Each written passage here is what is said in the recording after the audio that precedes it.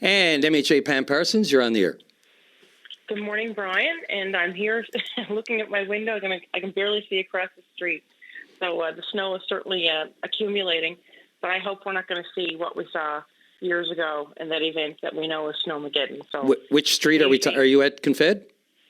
No, I'm here in my. I'm not having gotten off my street. I'm here in Bay Roberts, of course, in my district, and I don't anticipate going very far today. And I'm going to take the advice, of course, of those who are out there, encouraging everyone. You know, unless your travel is urgent or emergency, please stay off the roads and let the let the officials do their work to safely get as much snow clear as possible. But there's a lot of snow coming, and as you know, and as we know, and the forecast predicts, it looks like we're going to get this for quite some time, for a few hours yet to come.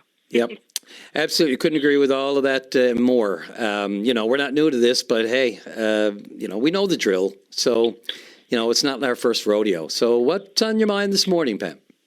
Well, I attended a recent Joint Council meeting. It's Conception Bay Joint Council meeting, and what that's, of course, community leaders from every municipality in Conception Bay North. They gather once a month, of course, to talk about the priorities that affect the region and, of course, all the councils. And I have to say, the last meeting I attended was held in Upper Island Cove just last week, and the number one priority, or certainly one of the top priorities, was crime and the concern for rising crime rates here in Trinity, Conception, Placentia region alone. And Brian, last year as minister, facing some topics in particular to gender-based violence and a rise in crime, the incidents that we recently saw in Harbour Grace. I had a meeting with the RCMP in White Hills, and it was a team of people. I also met with the committee that former Minister Bernard Davis put together of both RNC, RCMP, and different law authority to come together. And the statistics show that outside of Metro and Happy Valley Goose Bay, this is an area of concern where crime is taking a severe increase. And again, all those community leaders just last week, it's a top priority. I know that they have sent a letter off now to the current Minister for Justice and Public Safety. And Brian, as you know, I'm the Shadow Minister for Justice and Public Safety. And there's certainly concern, in particular to the North Shore, when we saw those rash of wildfires. We know there's a lot of devastation. About 200 homes have been destroyed. But as we keep seeing in the news, the crime are still happening. The break-ins to these properties are still happening. We can't forget, of course, the woman who was on talking about how someone had broken into a home and stole sentimental items, of course, that belonging to a loved one. And I mean, we need to do more. And as we know, in the recent campaign trail, the PC platform promises for 25 more RCMP officers on the ground, as well as 21 RNC officers. So I've also put forth the idea of an all-party committee. All-party committees are very effective. We have lots of strengths on all sides of the House of Assembly and all parties, and it's something that I'm asking the minister to consider. Let's strike an all-party committee. We know how effective it was, the all-party committee for mental health that our government introduced just some years ago, and how effective that was. And again, when you have everybody working together, that's when you get the best results. And so I'd like to, put that up to the minister to call for consideration on an all-party committee. But we know we need to do something. We know we need to have a different approach, to the crime rates that we're seeing, and not just in this region. But I hear my colleagues talk about this concern in their districts across the entire province.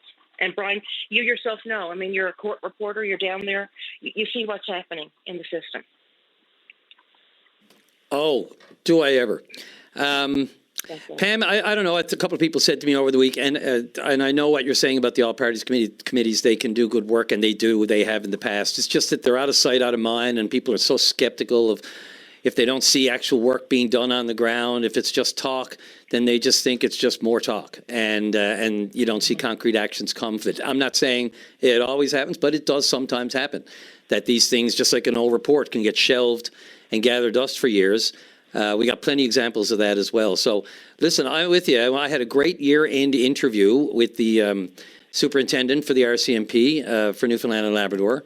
And, he couldn't have said the word commitment or, hard work and more officers enough time in that interview to say that they're all over it. But, sometimes, you can make all the laws and be as hard have the hardest legislation, the hardest crime legislation in the world. But boys are still going to pull up on an ATV, jump off, kick the door in, steal whatever they want, and go on their way. And, an investigation occurs. I mean, when you see a video of like that, and then you can understand the frustration if nothing happens for a little while. But there is a process. And, anything that can speed it up or bring more people to justice, especially in the CPN area, I think we're all over it. What would the form of this take? Have you received any feedback from government on your idea for another? No, not yet at this point. But again, I mean, there was a concrete promise made, 20, and actually numbers put out there by now Premier Tony Wakeham, 25 more RCMP officers, 21. But now we know that there's backtracking and saying, well, we got to focus on the vacancies that need to be filled. But remember, there was a commitment to add 46 more officers to our system. So, if you're going to say it, let's see some action to get out there. But that said, though, also, Brian, I want to thank the RCMP as well as the RNC for the work that they are doing, because as we know, their work is exhausted and they need more resources. So there's also an action to call on all levels of government, including our federal partners.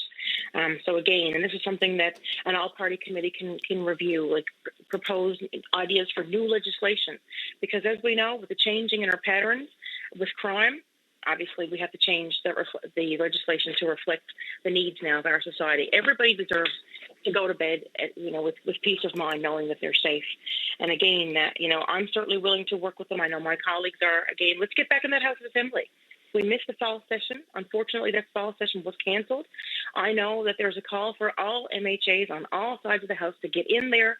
There are many, many important topics. And one of my other shadow minister responsibilities is fire and emergency services, disaster management and emergencies preparedness. And there was also some hefty promises made about firefighters. We know in the blink of an eye, we're looking out the window today. We're in the middle of a snowstorm, perhaps probably one of the worst that we're going to see this season.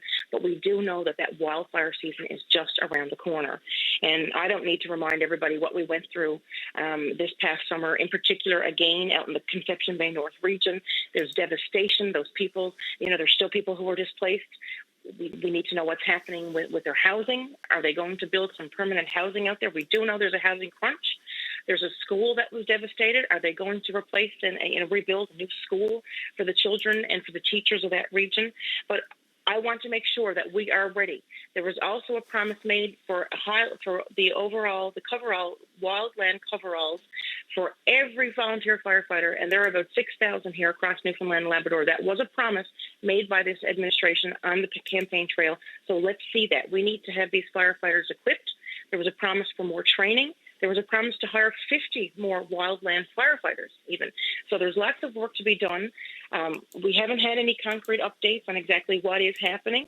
It's great to know that the assurance that the commitment is there, but we need to see. We can't wait until June or till May and to start, responding to what's going to happen. Let's see this action now. And again, I can't offer it enough. We're all here. We're all elected here by the people of the province to get this work done. Let's get back in that House of Assembly. There are so many priorities to discuss.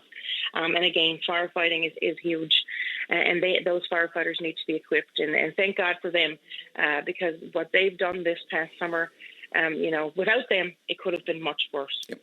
So well, there's lots of work to be done, lots of questions to be answered. Well, certainly the Minister of Justice and Public Safety, Helen Conway-Ottenheimer, is welcome on this show. I'm not sure if she's been on of late, but certainly was a common voice and a common comment, if you will, from when she was certainly the former justice critic in your position now. So, we'd love to be able to hear,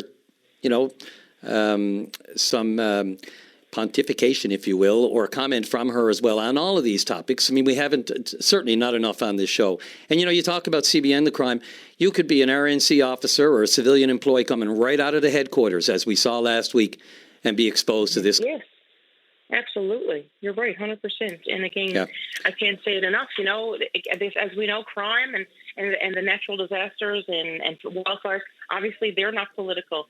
Let's all work together. Let's get the work done. Let's get back in that House of Assembly and really calling for some serious consideration on an all-party committee, because I know there's lots who want to contribute, to making this place safer. And hey, that was their slogan, safer for all of us, for all of our communities. So let's get down to doing that. So again, Brian, stay safe out there, and hopefully our roads are safe and will be snow cleared. I guess as soon as possible. But again, if you don't have to travel today, it's a good idea to stay put. Absolutely. This too shall pass. Thanks, Pam.